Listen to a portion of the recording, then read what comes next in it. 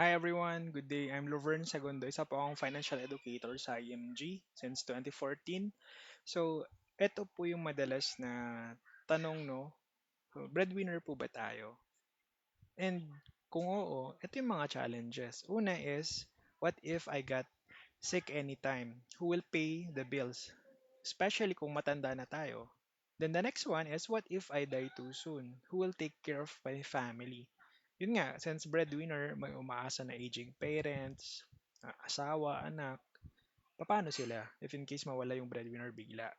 And lastly, what if I live too long? Who will take care of me? Hindi naman po pwede na iba, bahala na yung asawa ko pagdating ng araw, pag 60 na ako, yung anak ko, or yung manugang ko during that time. Hindi naman natin sure na our manugang or anak will take care of us during our old age. So, it makes sense na dapat meron tayong sariling healthcare.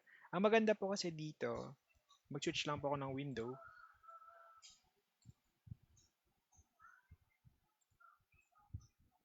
Ipapakita ko lang din kung ano ba yung mga usual na HMO types. Yan. So, unahin po natin tong short-term HMO. Usually po, ito po yung traditional healthcare. Kumbaga kung employed ka ngayon from your company na you're currently working on, so meron kang benepisyo. Pero ito yung mga benepisyo niya or features. Number one, renewal is not guaranteed if with high claims. Especially kung individual plan siya outside nung work mo. Kumuha ka ng sarili mong HMO.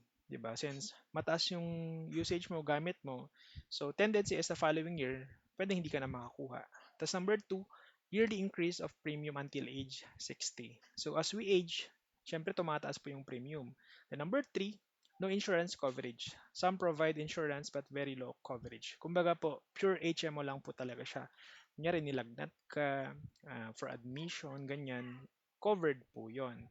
And then, no accumulation of unused health benefit. Ibig sabihin po nun, if in case naman na hindi ka nagkasakit, di ba?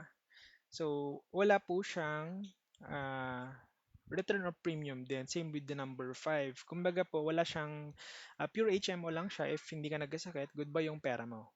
Covered only up to 60 years old. So, if beyond our 60 years old, mahirap na po mag-avail or kung makakapag-avail po tayo, sobrang mahal na po siya. The number seven, pre-existing illness is not covered during the first year and lifetime permanent exclusion may be issued on the second year onwards. So if meron na po tayong mga existing na sakit, let's say asthma, high blood, mga dating sakit basically, hindi po siya covered on the first year, the following year pa. And not flexible. Hindi rin po siya transferable yung benepisyo na to. Number 9, reinstatement is limited only within 30 days of lapse policy.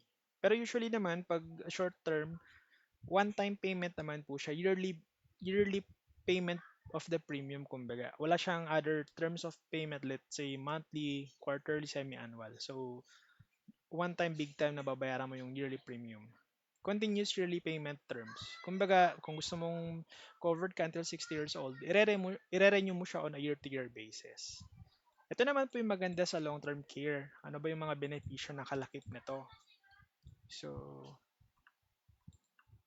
discuss natin. Number one, renewable is guaranteed. Ibig sabihin po, kahit na nagagamit mo siya yung HMO benefit mo on a year-to-year basis, so ire-renew ka pa rin. Number two, fixed premium for 7 years. Kumbaga po, 7 taon ka lang mag-iipon.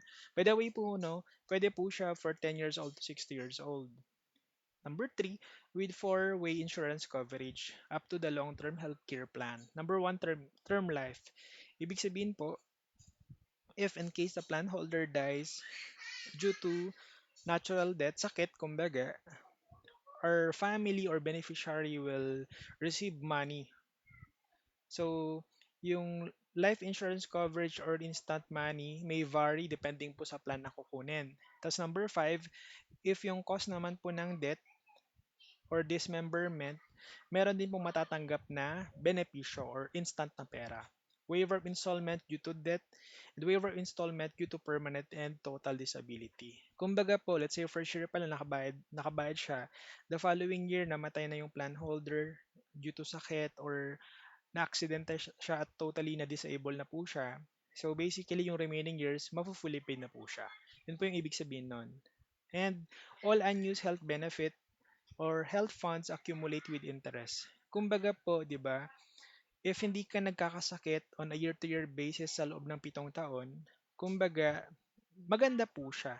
Kasi nga po, meron siyang return of premium. Same with the number 5 na yung 85% na binayaran mo, ibabalik po siya sa maturity, good as cash. Bonus ba na healthy ka or meron kang HMO, short-term HMO from your company.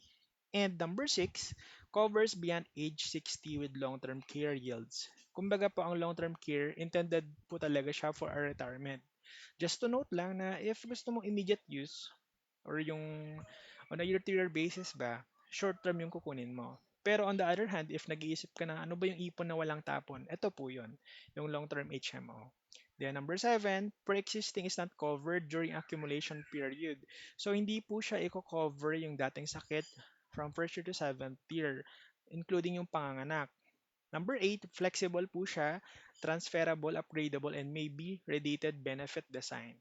Tapos yung reinstatement within 2 years of lapse policy, kumbaga po, kunyari, hindi ka nakabayad, pwede mo pong i-activate yung plan on or before mag 2 years para hindi po siya ma-forfeit.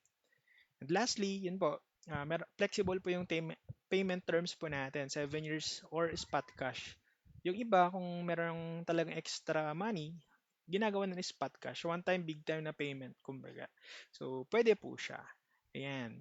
So, ngayon naman, i-discuss din po natin itong mga benefits or plans. Depende yung po sa age natin, no? Yan, mag-switch ulit po tayo ng window. Yan, ito naman siya. Okay. So, ito po siya. Ito yung plan. Pag 10 to 40 years old, pwede po tayo mag-avail starting minimum plan K45. Pero po, you can choose higher plan naman based doon sa comfortable po tayo. Yan po yung ibig sabihin nun. Okay? K45, yung 2647 per month. So, if annual yung mode of payment po, discounted po tayo ng 2 months. Semi-annual, less than 1 month. Tapos quarterly, around 300 pesos. Tapos meron lang din po tayong 500 pesos policy fee per year. For age 41 to 50 naman po, so ang minimum plan is K60. But again, that's 3,500 to 9 per month. As mentioned earlier, pwede po kayong pumili ng higher plan based on sa comfortable po kayo. Kumbaga, hindi ka lang pwede na, pwede pa ba ako sa 2647 or K45 if yung age bracket ko is 41 to 50 years old. Hindi na po. Ito po yung pinaka-minimum plan. Okay? Then, pag 51 to 60 years old na po yung age natin na bracket, ito na po yung minimum plan. K75 or 44112 per month. Ayan po siya.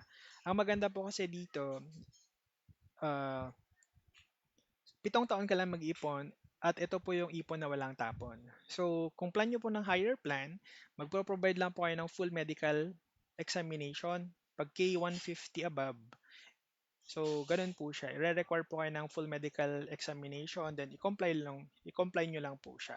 Considering na mas mataas po yung life insurance coverage.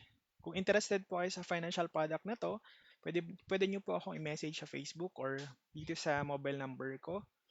So again, I'm Laverne Segundo from IMG. So